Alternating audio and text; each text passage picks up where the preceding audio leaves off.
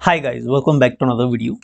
इस वीडियो में हम एचपी सेट और नेशनल एलिजिबिलिटी टेस्ट नेट के एलिजिबिलिटी क्राइटेरिया, इसका scope, age limit, syllabus, exam pattern, सभी एस्पेक्ट्स के ऊपर बात करेंगे। एचपी सेट और नेट से रिगार्डिंग आपकी बहुत सारी कमेंट्स और मैसेज हमें रिसीव हुए।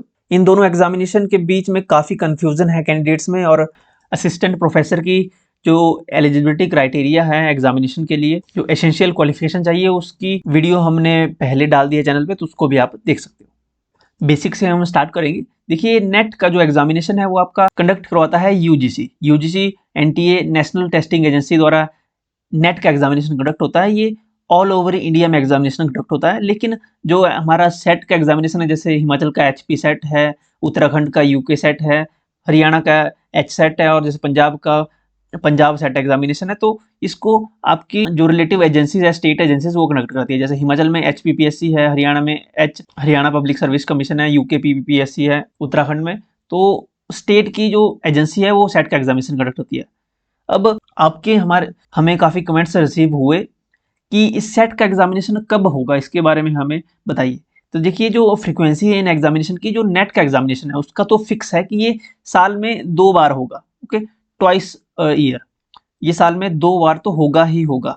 एक बार ये जनवरी में होता है, कई बार दिसंबर में हो जाता है, कई बार जनवरी में होता है। दिसंबर जनवरी में ये एग्जामिनेशन आपका कंडक्ट होता है। तो और दूसरा आपका जून या फिर जुलाई, यानी मई जून जुलाई, इन तीनों महीनों के बीच में ये एग्जामिनेशन कंडक्ट हो जाता है। ओके, तो नेट का तो फिक्स है कि साल में 2 बार होगा। लेकिन जो स्टेट एलिजिबिलिटी टेस्ट सेट की जो फ्रीक्वेंसी है एग्जामिनेशन की, वो 1-2 या कई बार 3 सालों में या 4 सालों में भी एक बार होता है। ओके, ये स्टेट गवर्नमेंट पे डिपेंड होता है कि वो एग्जामिनेशन कंडक्ट करवाएगी या नहीं करवाएगी। ओके, क्योंकि इसमें स्टेट गवर्नमेंट का काफ़ी पैसा भी इसमें लगता है। तो ये हर साल आपका जो सेट एग्जामिनेशन है वो हर साल नहीं होता। जैसे सेट का एग्जामिनेशन है, ये लास्ट टाइम ये कब हुआ था? सेट एग्जामिनेशन आपका लास्ट टाइम 2023 में कंडक्ट हुआ था, जो इसकी नोटिफिकेशन आई थी 2023 में, और रिजल्ट आते आते ये 2024 मिड तक इसका जो है रिजल्ट आया था, लास्ट तक।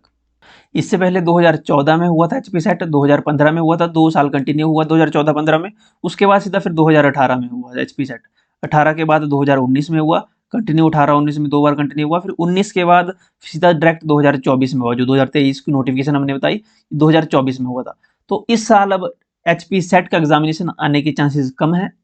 हो सकता है नेक्स्ट ईयर 2026 में ये सेट का एग्जामिनेशन कंडक्ट हो जाए, लेकिन 2025 में ये एग्जामिनेशन, सेट का एग्जामिनेशन कंडक्ट नहीं होगा। लेकिन अगर बात करें इन दोनों एग्जामिनेशन के लेवल की, तो जो नेट का एग्जामिनेशन है और सेट का एग्जामिनेशन है, इन दोनों का सिलेबस, एग्जाम पैटर्न बिल्कुल सिमिलर ही है, ज़्यादा डिफरेंस नहीं है।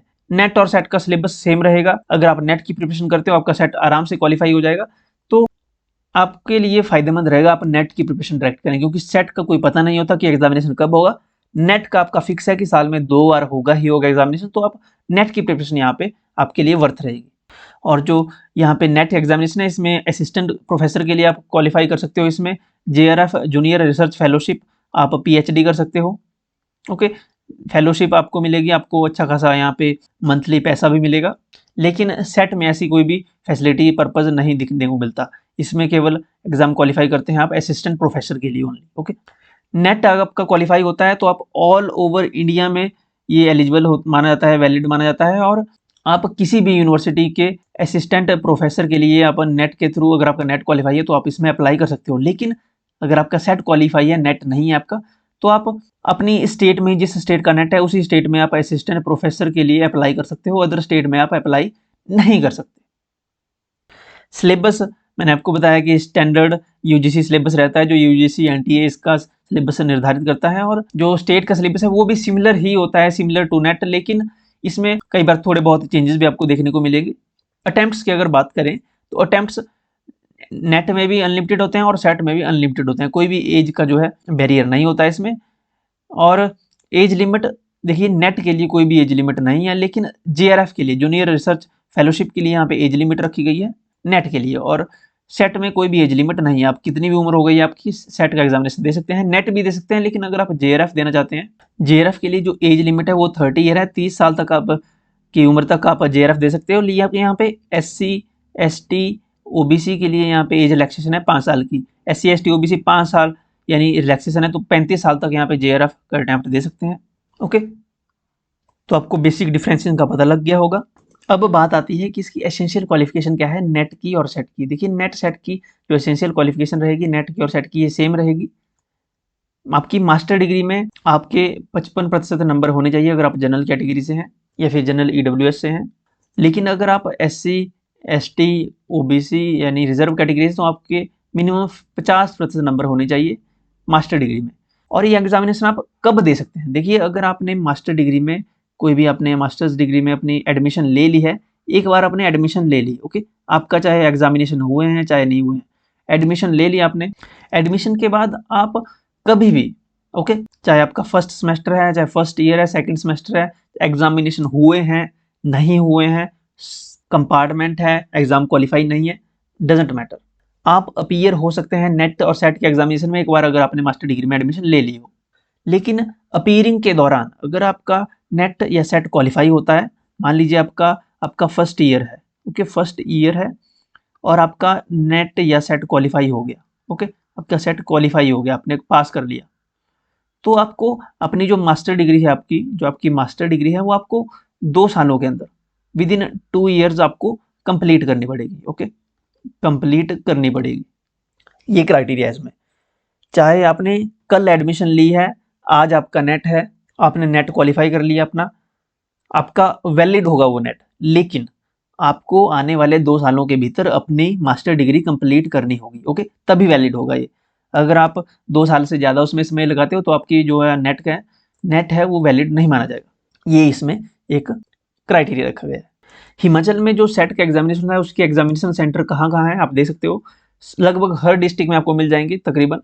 बिलासपुर, चंबा, हमीरपुर, कांगड़ा, धर्मशाला, कुल्लू, मंडी, शिमला, नाहन, सोलन और ऊना में इसके एग्जामिनेशन सेंटर आपको मिल जाएंगे। सेट के जो 2024 में आपका सेट का एग्जामिनेशन हुआ था उसके ये सारे सेंटर आपको आपके लिए रखे गए थे एग्जामिनेशन के लिए। नाउ एग्जामिनेशन पैटर्न, जो टेस्ट का पैटर्न होता है, आपके 2 एग्जाम होंगे, ओके, 2 पेपर होंगे, 2 एग्जाम होंगे, इसमें 2 एग्जामिनेशन होंगे आपके। पेपर 1 होगा जनरल अवेयरनेस का जिसमें 100 मार्क्स रहेंगे और 50 क्वेश्चन रहेंगे, यानी एक क्वेश्चन आपका 2 नंबर का रहेगा। फर्स्ट सेशन में होगा ये मैं पहले आपको सेट की बता रहा हूँ, ओके, इसमें 1 घंटा रहेगा आपका। Subject aptitude, teaching research aptitude, reasoning ability, comprehension, divergent thinking, general awareness of candidate, इससे आपके क्वेश्चन पूछे जाएंगे। जनरल अवेयरनेस का एग्जामिनेशन रहेगा, ओके। इसके बाद जो सेकंड पेपर रहेगा आपका वो रहेगा आपका 200 मार्क्स का, इसमें भी 100 क्वेश्चन पूछे जाएंगे, हर क्वेश्चन 2 नंबर का रहेगा। ये सेकंड पेपर होगा आपका सेकंड सेशन में। इसमें आपकी जो सब्जेक्ट है आपका जिसमें आपकी मास्टर डिग्री है वो सब्जेक्ट एप्टीट्यूड टेस्ट रहेगा आपका, ओके, सब्जेक्ट एप्टीट्यूड टेस्ट रहेगा, आपके सब्जेक्ट से यहाँ पे क्वेश्चन पूछे जाएंगे। इसमें टाइम रहेगा 2 घंटे का। देखिए नेट में भी ये सेम सिलेबस रहेगा आपका, लेकिन नेट में ये दोनों पेपर सिंगल सीटिंग में होंगे, ओके, सिंगल सीटिंग में होंगे। एक ही बार आपका जैसे आप एग्जामिनेशन देने बैठेंगे तो 3 घंटे आपका पेपर चलेगा और एक ही बारी में आपका एक ही पेपर में आपका ये दोनों एग्जामिनेशन कंडक्ट हो जाएंगे। इनके बीच में कोई भी ब्रेक नहीं होगा नेट के एग्जामिनेशन में। लेकिन एचपी सेट के एग्जामिनेशन में पेपर 1 मॉर्निंग में होता है और पेपर 2 इवनिंग में होता है, ये डिफरेंस है केवल, ओके। और एचपी सेट जो है ये लास्ट टाइम ऑफलाइन हुआ था और नेट एग्जामिनेशन आपका सीबीटी होता है, कंप्यूटर बेस्ड होता है, ये ऑनलाइन होता है। मार्किंग स्कीम अगर देखें तो हर क्वेश्चन 2 नंबर का रहता है, इसमें कोई भी नेगेटिव मार्किंग नहीं होती है गलत क्वेश्चन करने में। इसके बाद आपका एग्जाम कैसे क्वालिफाई होगा, इसका क्वालिफाइंग नेचर क्या रहेगा? तो देखिए जितने भी कैंडिडेट्स नेट में या फिर सेट में अपीयर होंगे उसके जो टॉप 6% कैंडिडेट्स होंगे वो क्वालिफाई हो जाएंगे नेट के लिए, ओके, नेट असिस्टेंट प्रोफेसर के लिए, नेट असिस्टेंट प्रोफेसर या सेट असिस्टेंट प्रोफेसर के लिए, ओके। तो जो टॉप के 6% कैंडिडेट्स हैं जो सिलेक्ट होंगे, जो क्वालिफाई करेंगे, वो उनका क्वालिफाई माना जाएगा। अब पेपर 1 और पेपर 2 का जो एग्रीगेट है यानी उनके दोनों मिलाकर जो स्कोर है वो 40% बनना चाहिए, ओके।